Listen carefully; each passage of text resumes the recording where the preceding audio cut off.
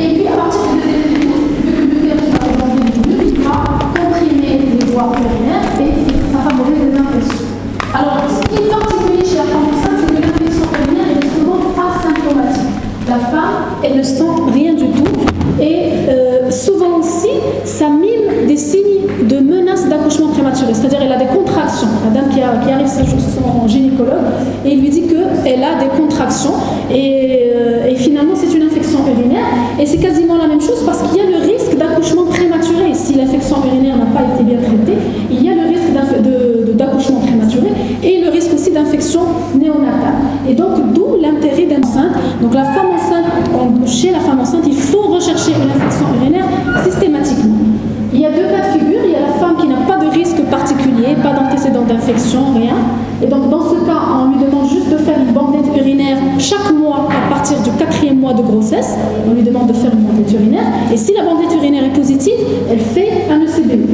Par contre, si c'est une femme qui a déjà des antécédents d'infection urinaire, elle a déjà fait au cours de ses grossesses une pyélonéphrite, elle a des calculs, elle est connue pour avoir des calculs, pour faire des calculs, pour faire des infections urinaires à répétition, alors dans ce cas, il faut directement faire un ECBE à la première consultation de grossesse.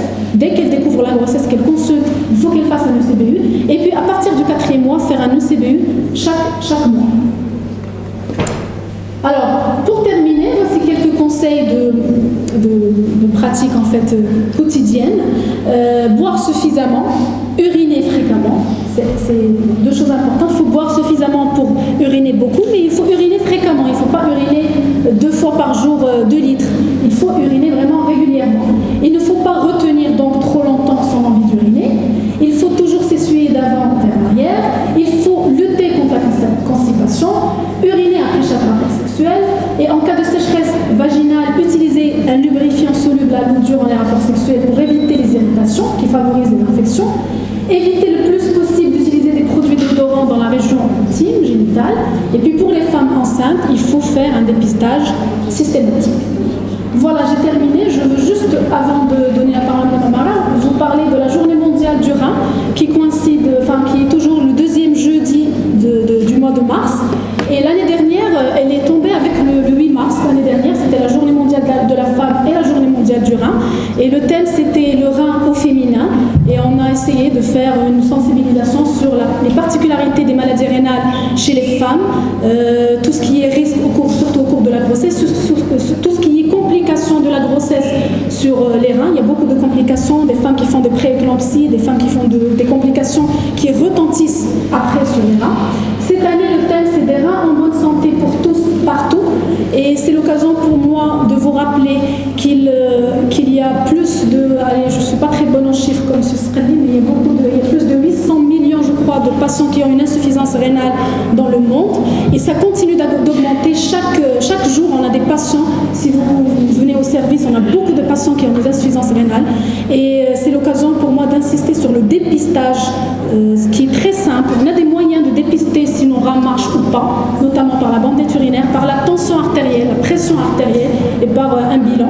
Bon, le dépistage, c'est pas pour tout le monde, c'est pour les populations à risque, les sujets âgés, les diabétiques, les hypertendus.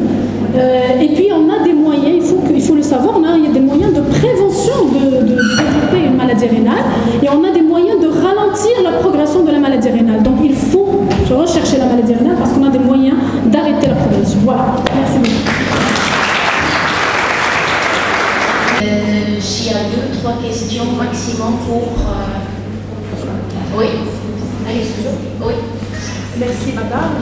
Encore une fois, très rassurée, je crois que le métier de la santé est beaucoup plus féminin, je dirais, parce que les gens qui sont pris en charge par des femmes ne récidivent pas, ne tombent pas malades. Donc on confirme que nous avons des métiers qui sont propres à nous.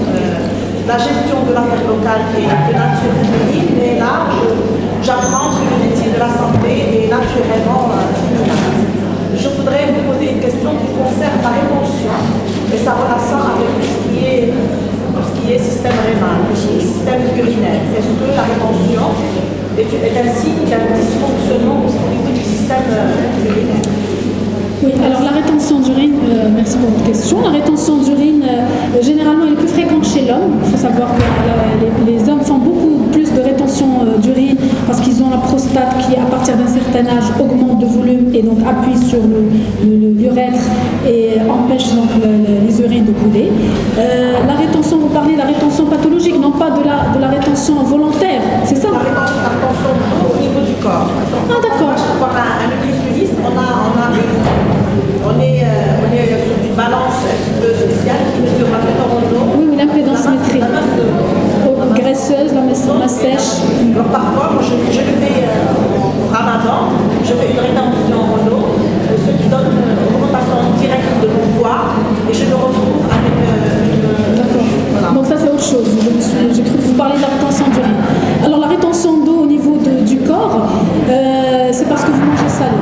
Première chose. Donc c'est bien de me dire ça parce que là aussi c'est un moyen de prévention très important et très facile entre guillemets. C'est qu'on mange beaucoup de sel au Maroc. On mange beaucoup de sel.